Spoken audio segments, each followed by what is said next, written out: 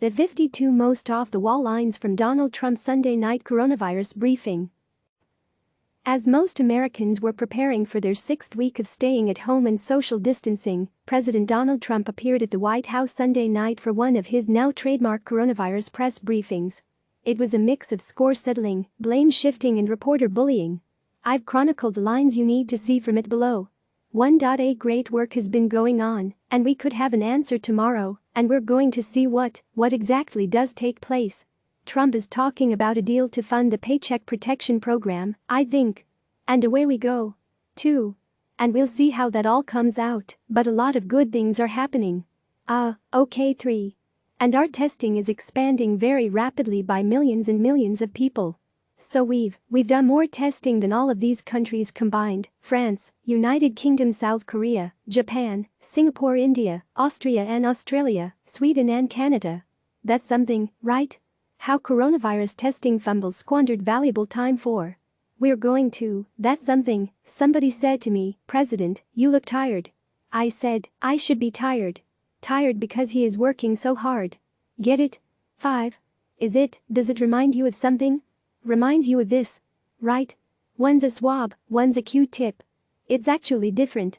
It's very sophisticated actually, but it's a little bit like, so this is the swab, and we've ordered a lot of them. In which the President of the United States expertly breaks down the difference between a Q-tip and a coronavirus testing swab. 6. Nobody's close to us. No country is close to us. We are the best. By a lot. On what? Well, coronavirus, I think. Trump's right about one thing. The United States does have more coronavirus cases and deaths than any other country in the world. 7. The Wall Street Journal wrote a fantastic piece, a highly respected gentleman, Christopher Demuth. This piece was just in the Wall Street Journal, weekend edition, and Trump rewrites the book on emergencies. Trump proceeded to read a lengthy excerpt from the op-ed, all of it praising him and how great a job he has done.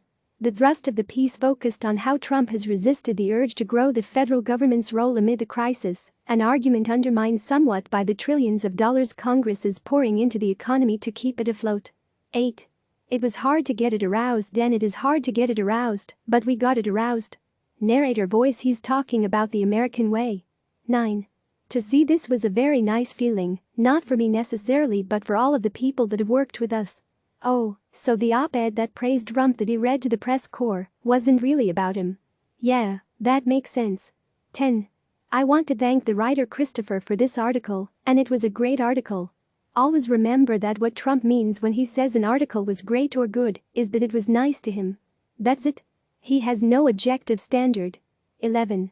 Ventilators are a big deal and we are now the king of ventilators. We have so many ventilators. The king of ventilators. Believe me.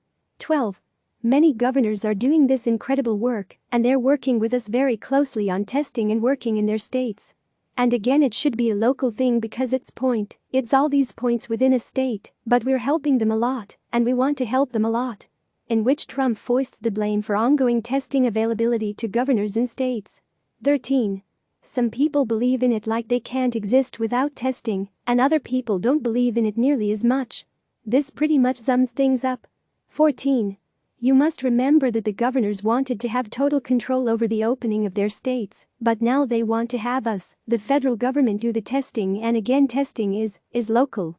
The authority is total, and that's the way it's got to be. Donald Trump on presidential authority to reopen states on April 13th, which was 1 week ago.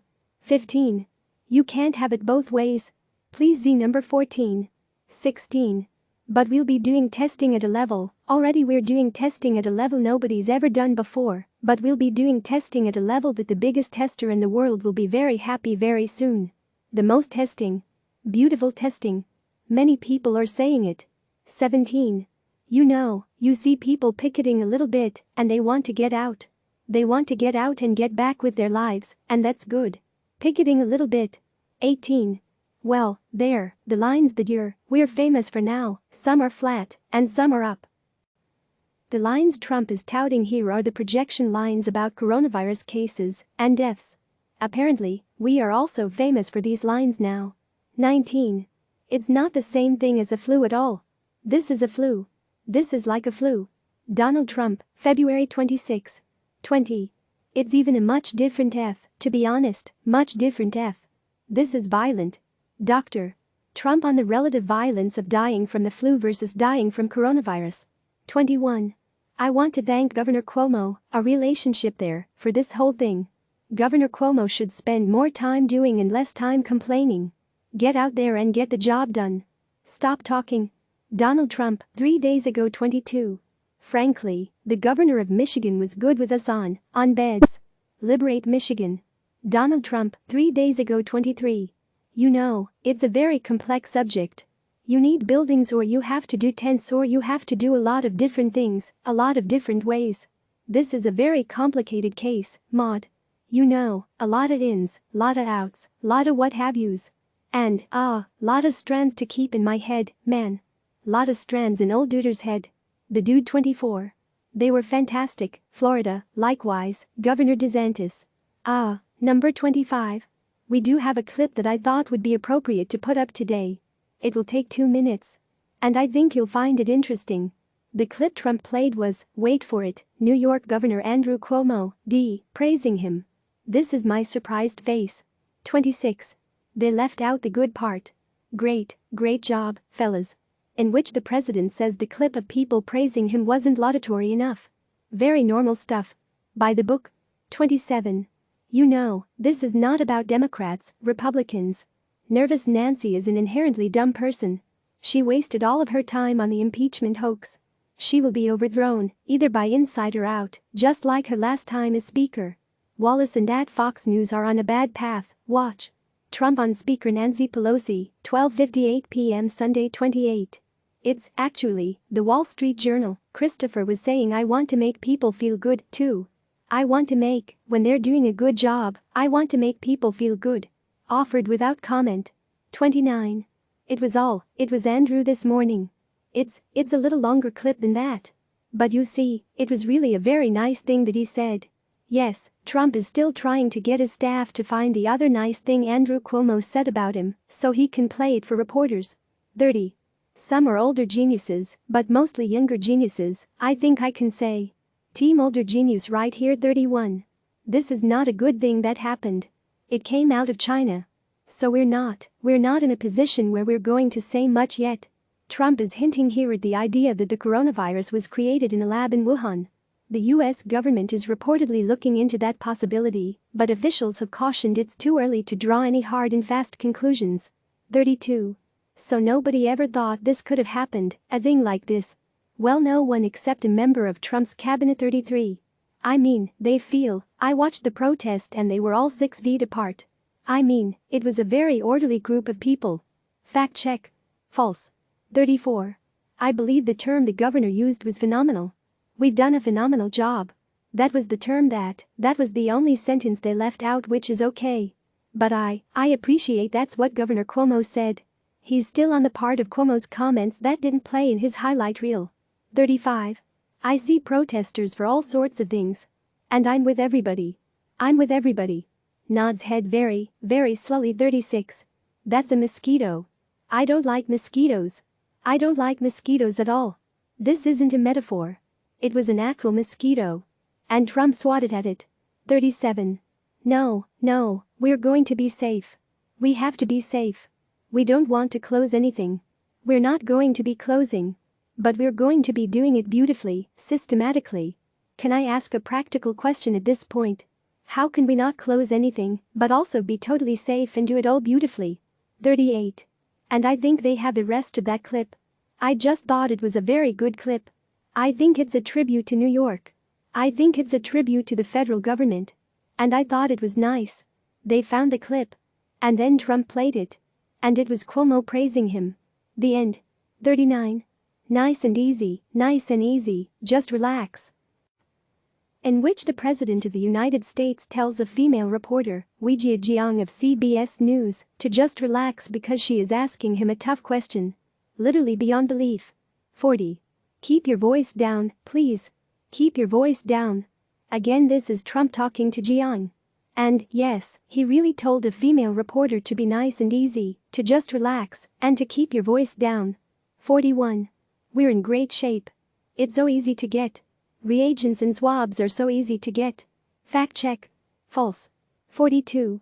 What I'm doing is I'm standing up for the men and women that have done such an incredible job. Not for me, for the men and women. The clips Trump played in the briefing were specifically praising him and his administration. 43. They were excoriated by people like you that don't know any better because you don't have the brains you were born with. You should be praising people that have done a good job, not doing what you do. Putting aside all the rest of what Trump said, what does "you don't have the brains you were born with" actually mean? It's that, like, even possible? 44. It's not about me. Nothing is about me. Narrator voice, it's always about him. 45. I got here with the worst, most unfair press treatment they say in the history of the United States for a president. They did say Abraham Lincoln had bad treatment, too. Okay, so, presidents with worst press treatment, a brief list. 1. Donald J. Trump. 2. Abraham Lincoln. That's it. That's the list. 46. I've seen the people, I've seen the interviews of people. These are great people. Well, not all of the protesters are great people. 47. You'll find out what I'm going to do. I'm not going to say what I'm going to do, but I will tell you, the whole thing turned out to be a scam, and it turned to be a disgrace to our country. And it was a takedown of a duly elected president. The question Trump was asked was whether he was planning to pardon Paul Manafort or Roger Stone. And who could know what way he is leaning after such a politic answer as this one? 48. You know what they are, though? They're scum. They're human scum. The President of the United States on FBI officials who investigated Russian interference in the 2016 election. Very normal. 49. We inherited a lot of garbage. They had tests that were no good. All the stuff was no good. It came from somewhere, so whoever came up with it. Fact check. False. 50. And we even have Space Force. Mike and I were talking about what an achievement that is. First time in 72 years, we have a new force. Mars awaits. 51. That's why your ratings are so bad, because you're pathetic. Go ahead, let's go. Your ratings are terrible. You got to get back to real news. Go ahead. CNN's daytime audience was up a whopping 132% from the same week a year ago. 52. I'm not a fan of Mitt Romney. I don't really want his advice. Trump here is explaining why Romney, the senator from Utah, was the only GOP senator not on the Economic Recovery Task Force announced by the White House last week. His answer? A grudge, because Romney has been critical of him. Very, very presidential. And, yeah, this feels like a good place to end. Click subscribe to receive the latest news.